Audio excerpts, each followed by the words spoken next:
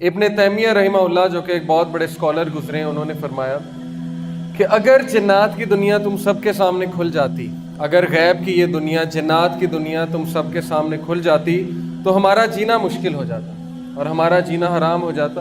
جس طرح bacteria, virus کی اگر دنیا ہمارے سامنے کھل جائے، وہ مائکرو آرگنزمز ہیں نا، مائکروسکوپ سے نظر آتے ہیں۔ اگر آپ کو اپنے ہاتھ پہ جراثیم نظر آنے لگ جائیں تو آپ کا کیا حال ہوگا؟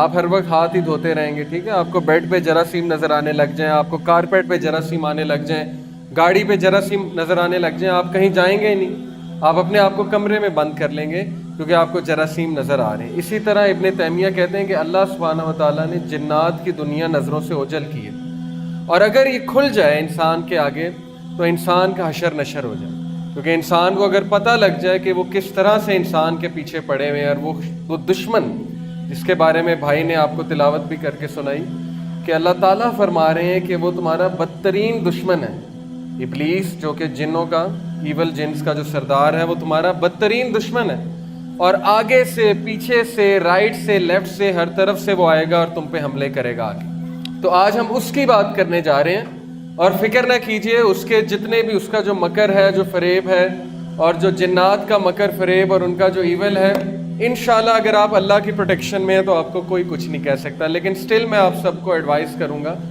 آپ سب سے گزارش کروں گا کہ آپ لوگ تینوں کل بھی پڑھ لیں، شام کے اذکار اور آیت الکرسی بھی پڑھ لیں انشاءاللہ، کیونکہ ایک حساس ٹاپک میں ہم بات کرنے جا رہے ہیں۔ اوکے جی، سٹارٹ کرتے ہیں۔ سب سے پہلے میں آپ سب کو بتاتا ہوں، جنات کا ایک تعارف دیتا ہوں کہ جنات کتنی اقسام کے ہوتے ہیں۔ پہلی چیز، جنات کو ہم دیکھ نہیں سکتے ان کی اصل شکل میں، اسی لیے ماڈرن سائنس جو ہے ظاہر ہے وہ جنات کا انکار کرتی ہے۔ آج کے جتنے بھی لبرل ہیں اور یہ جو ترقی پسند لوگ ہیں، وہ آخرت کا بھی انکار کرتے ہیں، اینجلز کا بھی انکار کرتے ہیں، جنات کا بھی انکار کرتے ہیں، اور آپ سے پوچھتے ہیں کہ کیا آپ نے کبھی دیکھے ہیں؟ تو ضروری نہیں اگر ایک چیز دیکھی نہیں ہے وہ ایگزسٹ نہیں کرتی۔ ضروری نہیں ہے کہ اگر ماڈرن سائنس ابھی اس طرف نہیں گئی اور اس حد تک ترقی نہیں کی ماڈرن سائنس نے کہ وہ کوئی ایسی ڈیوائس بنا سکے کہ جنات نظر آنے لگیں، تو ضروری نہیں کہ وہ چیز ایگزسٹ نہیں کرتی۔ پہلی چیز یہ۔ اب ہمارا تو ایمان ہے جنات کی ایگزسٹنس پہ، کیونکہ ہمارے نبی صلی اللہ علیہ وسلم کی حدیث بھی ہے، سورہ جن میں بھی موجود ہے، اور اللہ تعالیٰ نے جنوں کو مخاطب بھی کیا ہے، سورہ رحمان میں بھی مخاطب کیا ہے۔ تو سب سے پہلے جنات کی اقسام کی بات کرتے ہیں۔ دیکھیے حدیث ہے، ابو ثعلبہ خشی رضی اللہ عنہ بیان کرتے ہیں کہ نبی صلی اللہ علیہ وسلم نے فرمایا جنوں کی 3 قسمیں ہیں۔ ویسے ان کی سب ٹائپس بھی بہت ہیں، بہت سی مزید اقسام بھی ہیں، لیکن مین 3 اقسام یہ ہیں۔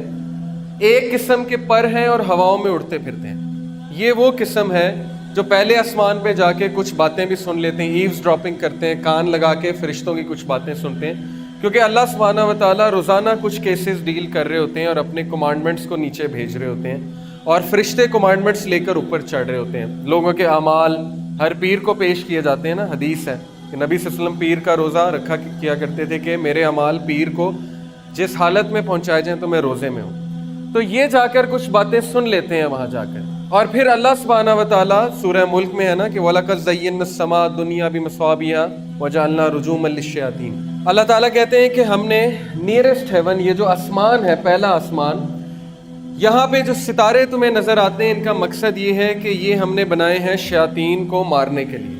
یہ جو شہاب ثاقب ہوتا ہے نا، یہ مارا جاتا ہے انہیں، فرشتے جو ہیں انہیں مارتے ہیں شہاب ثاقب، جس سے زخمی ہوتے ہیں، جس سے کوئی مر بھی جاتا ہے جن، کیونکہ یہ خبریں پہنچاتے ہیں کن کو؟ جادوگروں کو، قسمت کا حال بتانے والوں کو، وغیرہ وغیرہ۔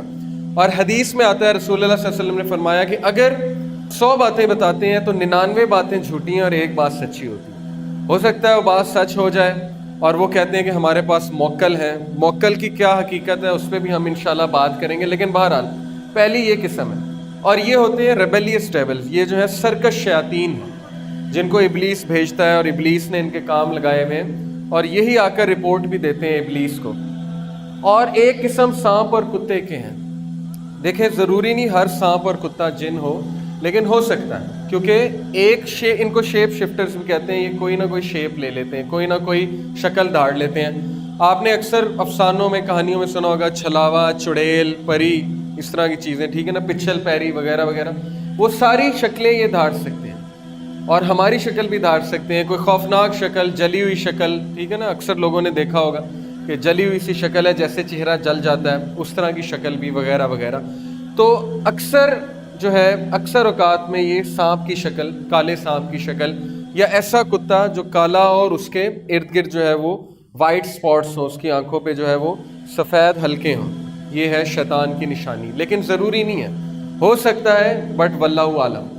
پھر ایک قسم آباد ہونے والے اور کوچ کرنے والے ہیں. جس طرح ہم لوگ کہیں آباد ہوتے ہیں، ہم لوگ کوچ کر جاتے ہیں، اسی طرح وہ بھی کہیں رہتے ہیں، پڑاؤ ڈالتے ہیں کچھ دیر کے لیے، اس کے بعد کوچ کر جاتے ہیں.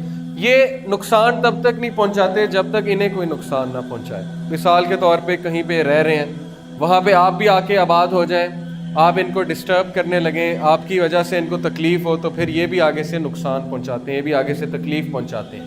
اور غسل خانے میں، گند میں، اور اسی طرح ویران علاقوں میں پڑاؤ ڈالتے ہیں.